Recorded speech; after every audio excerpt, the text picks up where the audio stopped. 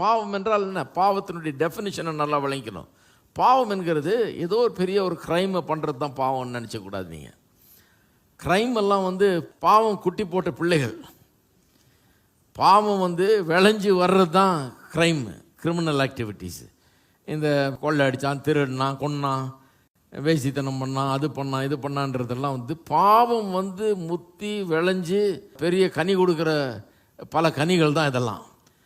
பாவம்னா என்ன, பாவத்தினுடைய டெஃபினிஷனை சொல்கிறேன், நல்லா கவனிச்சிங்க. பாவம் என்றால் நாம் சிருஷ்டிப்புகள், தேவன் நம்மை சிருஷ்டித்தவர் இல்லையா? அந்த சிருஷ்டித்தவருக்கு சிருஷ்டிப்பாக இருக்கிற நாம் கொடுக்க வேண்டிய இடத்தை நம்முடைய வாழ்க்கையில் கொடுக்காதது தான் பாவம். அவருக்கு பிரதானமான இடத்தை நம்ம கொடுக்கணும். அவர் இல்லைன்னா நாம் இல்லை. அவர் நம்ம உண்டாக்குனவர், இந்த உயிர் மூச்சை நம்ம கொடுத்துருக்கிறாரு, நம்ம உருவாக்கியிருக்காரு, உண்டாக்கியிருக்காரு. அப்போ நம்முடைய வாழ்க்கையில் அவருக்கு தான் பிரதானமான இடம் இருக்கணும், வேறு எதுக்கும் இருக்கக்கூடாது. பிரதானமான இடத்தை கொடுக்க தவறுவது பாவம்.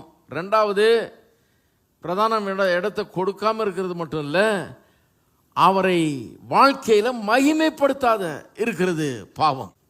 அதாவது அவருடைய மகிமைக்காக, அவருடைய புகழுக்காக, மகிமைக்காக வாழாமல் இருக்கிறது பாவம். எதையோ செய்கிறான், அப்படி பண்ண இது பண்ண, எனக்கு நல்ல பேர், எனக்கு நல்ல இதாக்கும், அப்படி இல்லை.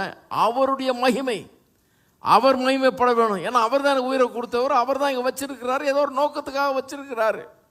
அப்போ அவர் மகிமைப்பட வேணும். ஒன்று, அவருக்கு என்னுடைய வாழ்க்கையில் பிரதான இடம் உண்டாயிருக்கணும். ரெண்டாவது, அவர் என்னுடைய வாழ்க்கையின் மூலமாக நான் செய்கிற காரியம் மூலமாக மகிமைப்படுது. ரெண்டுத்தையும் கொடுக்க தவறினவர்கள், பிரதான இடத்தையும் மகிமையும் தங்களுடைய வாழ்க்கையில் அவருக்கு கொடுக்க தவறுகிறது தான் பாவம். அதுதான் வேதவசனம் பாவம் என்று சொல்லுகிறது. நிறைய பேர் கிறிஸ்தவர்கள் மேலே கொஞ்சம் கோபம்.